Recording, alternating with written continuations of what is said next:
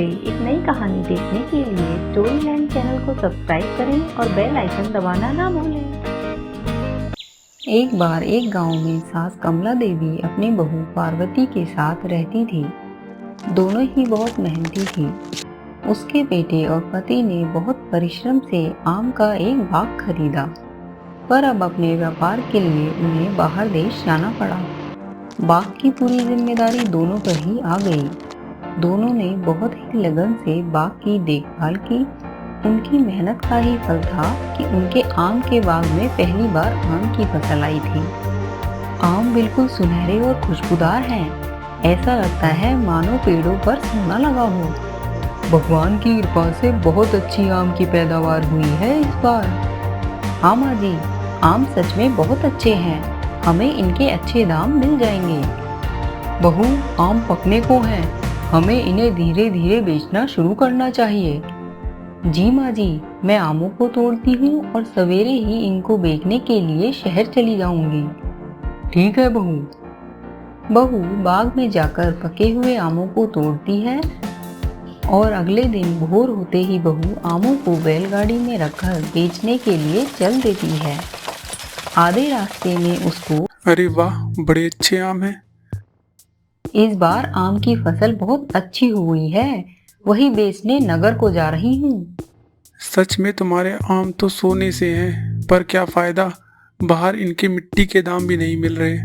तभी वो व्यापारी 1 किलो आम उठाता है और अपने गधे को डाल देता है। इनके बेचने पर तो मुझे लगाई के पैसे भी नहीं मिल रहे। बेचने से अच्छा तो अब मेरा गधा ही खा ले। क्यों भाई?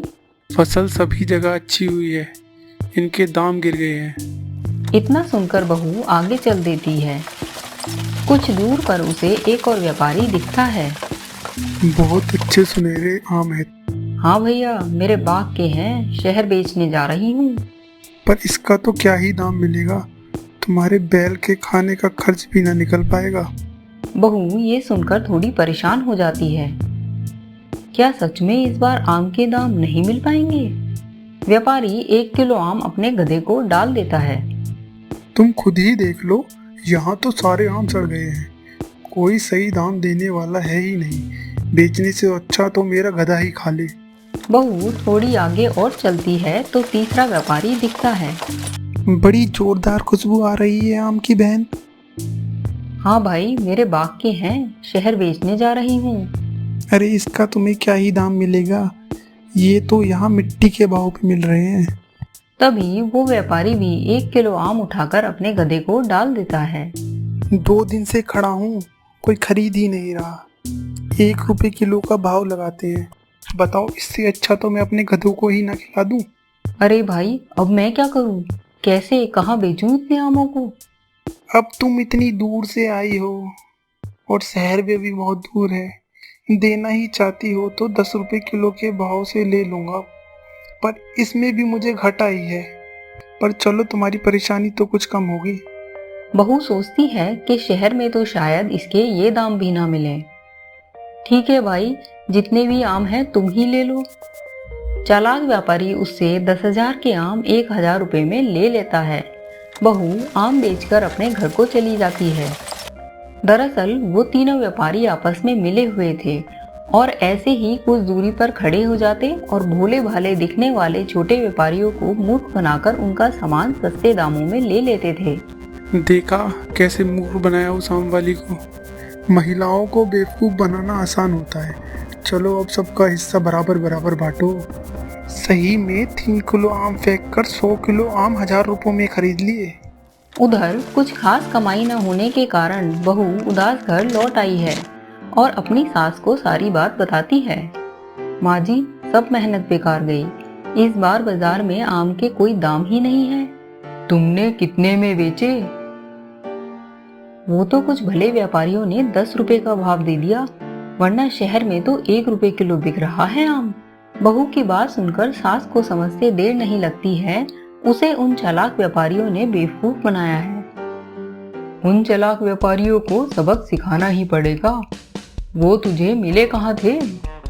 बीच रास्ते में, छोटी नदी के पास। ठीक है, अगले हफ्ते मैं जाऊंगी आम बेचने। तू पके हुए आमों को तोड़कर तैयार रखना। ठीक है माँ जी। अगले हफ्ते सास आम लेकर शहर के लिए चल पड़ती है। आधा रास्ता गुजर जाने के बाद छोटी नदी के पास में एक एक करके वही 3 व्यापारी उसे कुछ दूरी पर खड़े हुए दिखते हैं। सास को समझते देर नहीं लगती कि ये वही व्यापारी हैं जिन्होंने उसकी बहू को बेवकूफ बनाया था। अरे देखो, लगता है शिकार आ रहा है। इसके पास तो बहुत ज्यादा मार लगता है। लग जाओ काम पर। सास पहले व्यापारी के पास से गुजरती है। अरे वाह ताई, बड़े अच्छे सारे आम हैं। 1000 किलो हैं भाई, अभी मैं जल्दी में हूँ, लौटते में बात करती हूँ। इतना कहकर सास आगे चल देती है। थोड़ी ही दूर पर उसको दूसरा व्यापारी मिलता है। एकदम सुनहरे आम हैं, कहाँ से लाई हो? गांव से लाई हूँ, 10 रुपए किलो में दे रही है ये काम वाली। भाई अभी जल्दी में हूँ, लौटते में रुक कर बात करूंगी। इतना कहकर सास आगे चल देती है। थोड़ी ही दूर पर उसको तीसरा व्यापारी मिलता है। बड़ी जोरदार खुशबू आ रही है ताई आम की। हाँ भाई, एक आम वाली से लिए हैं 10 रुपए किलो, वो भी पूरे बाग के 1000 किलो आम। अभी जल्दी में हूँ, लौटते में बात करती हूँ। जल्दी से शहर में आम बेच आऊँ। सुना है वहाँ एक विदेशी व्यापारी 500 रुपए किलो भाव से आम ले रहा है, कहीं वो व्यापारी चला ना जाए। क्या 500 रुपए किलो? व्यापारी सोचते हैं कि शायद इसने आम उसी महिला से खरीदे हैं जिसको इन्होंने बेवकूफ़ बनाया था। बाकी दोनों व्यापारी भी वहां आ जाते हैं। व्यापारी सोचते हैं क्यों ना सारे आम वो खरीद लें और उस विदेशी व्यापारी को बेच दें। सास को बेवकूफ़ बनाने के लिए उसकी गाड़ी के पीछे पीछे चलने लगते हैं। तुम तो बहुत ही जल्दी में हो ताई, पर तुम्हारी बैलों को तो जल्दी नहीं लगती। हाँ, 1000 किलो आम उठाकर थक गए हैं। और अभी तो आधा रास्ता ही हुआ है, ये शहर तक पहुंच भी पाएंगे।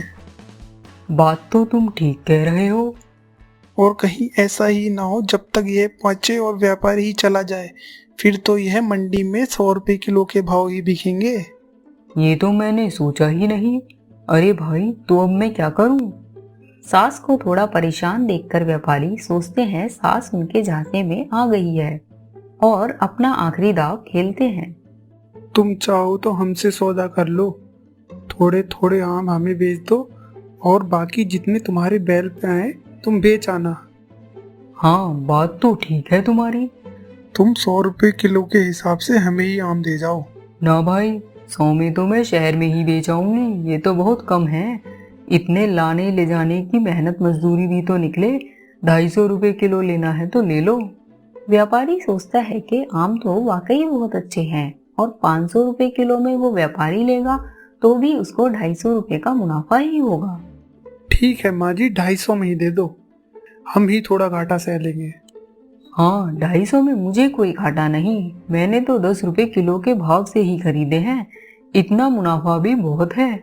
हम तीनों को ही 300-300 किलो आम दे दो, बाकी के 100 किलो आम तुम शहर बेच आओ। तुम्हारे बैल तो 100 किलो ही पहुंचा दे तो बहुत है, देखो तो कैसे हाँफ रहे हैं। अब 100 किलो आम के लिए मैं कहाँ भागती फिरूंगी, ये लो, ये भी तुम ही रख लो। व्यापारी बहुत खुश होते हैं और आपस में बात करते हैं। ये बुढ़िया तो बहुत ही बेवकूफ निकली, जो आम ये 500 में बेच सकती थी, हमारी बातों में आके 250 रुपए में हमें ही देने को तैयार हो गई। महिलाओं को बेवकूफ बनाना बहुत ही आसान है। चलो इससे जल्दी से जल्दी सौदा करते हैं और शहर की तरफ चलते हैं, कहीं वो विदेशी व्यापारी चला ना जाए। वो तीनों सास के पास आते हैं और आम के बदले के रुपए सास को देते हैं। इस तरह सास ने अपनी चतुराई से अपने बाग के सारे आम उन्हीं व्यापारियों को अच्छे दाम पर बेच दिए और अपना पिछला नुकसान भी पूरा कर लिया। सास घर पहुंचकर अपनी बहू को सारी बात बताती है। वाह माँ जी, इसे कहते हैं जैसे को तैसा। अरे नहीं बहू, आम के आम और गुठलियों के दाम कहो। अब जब वो चालाक व्यापारी बाजार में बेचने निकलेंगे तब उन्हें पता चलेगा कि आम 100 रुपए किलो ही बिक रहे हैं। तब उन्हें पता चलेगा ठगे जाने पर कैसा लगता है। बहू, कोई खुद को कितना भी चालाक समझे, पर शेर को सवा शेर मिल ही जाता है। दोनों सास बहू खिलखिलाकर हंसने लगती है। प्यारे दोस्तों, मैं हूँ आपकी सुपर सासू और मैं हूँ आपकी बेस्ट बहू। आपको हमारी स्टोरी अच्छी लगी तो हमारे चैनल को सब्सक्राइब करें और बेल आइकन को दबाएं, जिससे हमारी लेटेस्ट स्टोरी की नोटिफिकेशन आपको सबसे पहले मिले। और हाँ, साथ ही कमेंट करके बताएं स्टोरी में आपको सबसे अच्छा कौन लगा, सास या बहू। जल्द फिर मिलते हैं प्यारे दोस्तों, तब तक हंसते रहिए, मुस्कुराते रहिए।